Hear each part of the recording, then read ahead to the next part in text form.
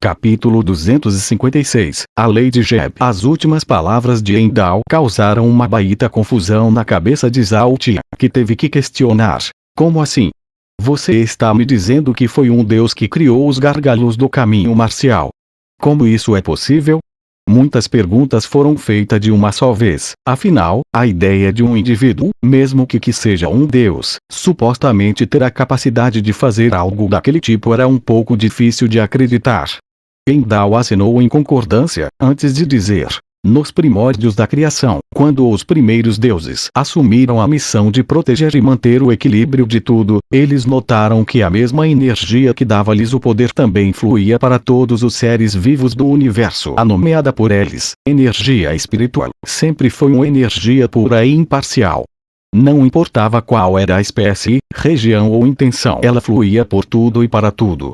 Como a criação ainda estava em seus estágios iniciais de evolução e expansão, haviam muitas dúvidas sobre o que seria do futuro se aquela energia fosse usada para o mal e a destruição.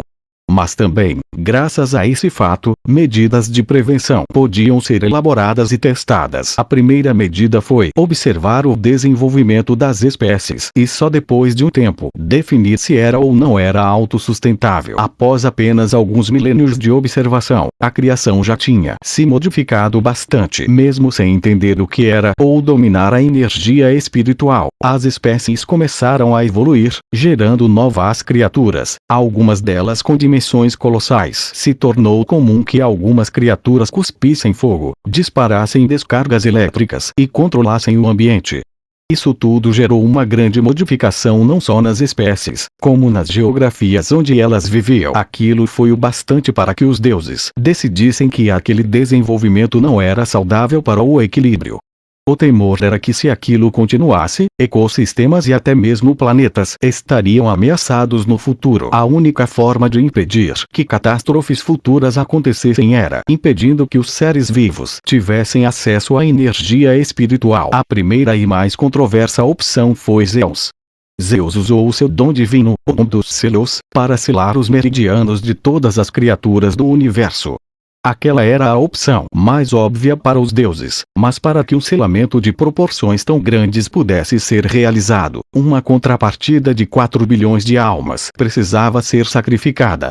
E era por isso que haviam tantas controvérsias quanto aquele método. Apesar dos receios, aquele método foi colocado em prática e bilhões de famílias, de muitas espécies, choraram as mortes de seus filhos, pais e mães. Mesmo que estivessem pensando em um suposto bem maior e, no final de tudo, tivessem boas intenções, esse foi o primeiro crime dos deuses.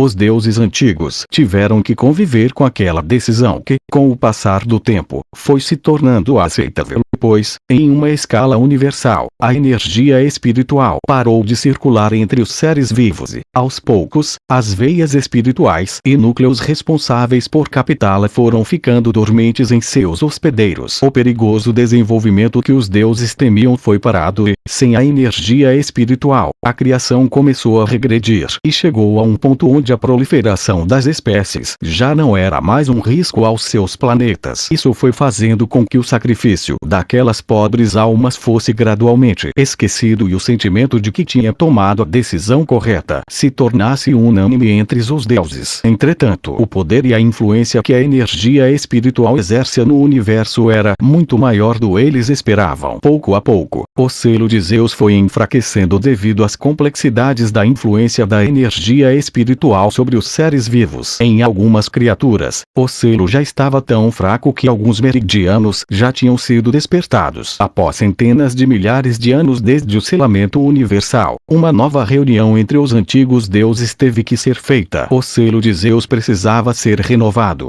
Dessa vez, essa era uma decisão unânime entre eles.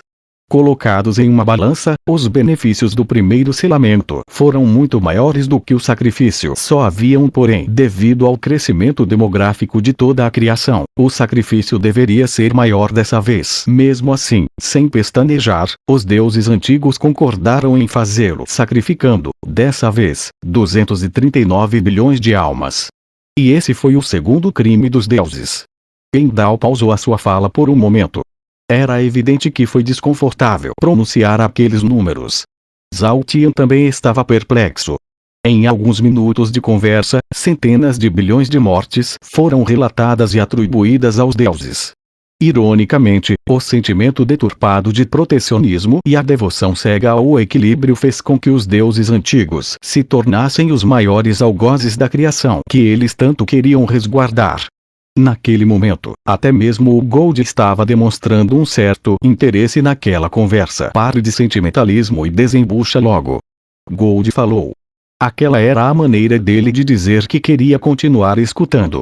Endal sorriu e prosseguiu. Por muito tempo a criação continuou seguindo o rumo esperado, mas, como previsto, o enfraquecimento do selo era uma realidade inevitável. O crescimento demográfico das espécies aumentava exponencialmente e Zeus passou a acompanhar mais de perto a deterioração do selo quando, aos cálculos de Zeus, o selo estava na metade de sua vida útil. Um sacrifício de 2 trilhões de almas seria necessário para renová-lo.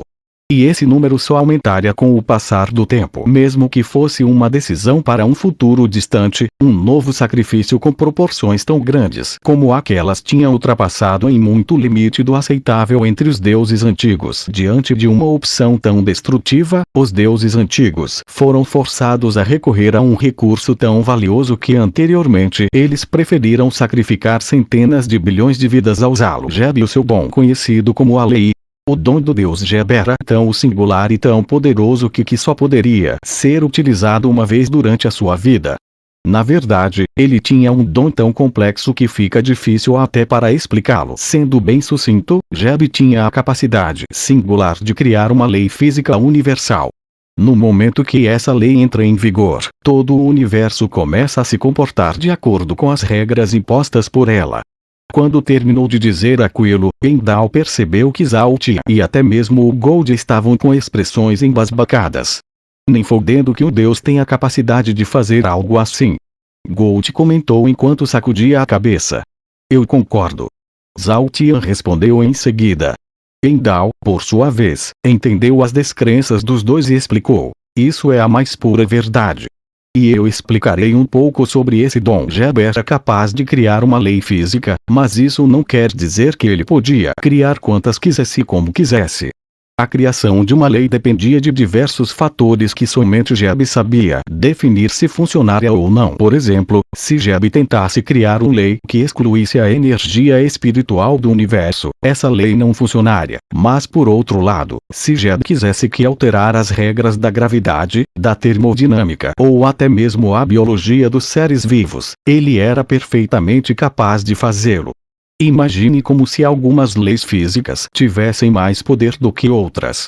E Geb conseguia sentir se a promulgação de uma lei teria valor. É um poder difícil de explicar, porque se Geb quisesse, ele poderia criar uma nova lei que, por ainda não existir, é impossível entender. Imagine se, além do espaço-tempo, existisse uma outra lei de funcionamento universal tão complexa como ela. Era tanto poder nas mãos de um só indivíduo que, aquele dom tinha algumas restrições. Ele só podia ser usado uma vez durante a vida do Deus. E assim que entrasse em vigor, a lei criada nunca poderia ser alterada, somente revogada. Era por isso que, ao invés de usar o dom de Geb, os deuses antigos usaram Zeus e aqueles sacrifícios. Eles não queriam perder um recurso tão precioso como aquele. Quem sabe o que o futuro traria?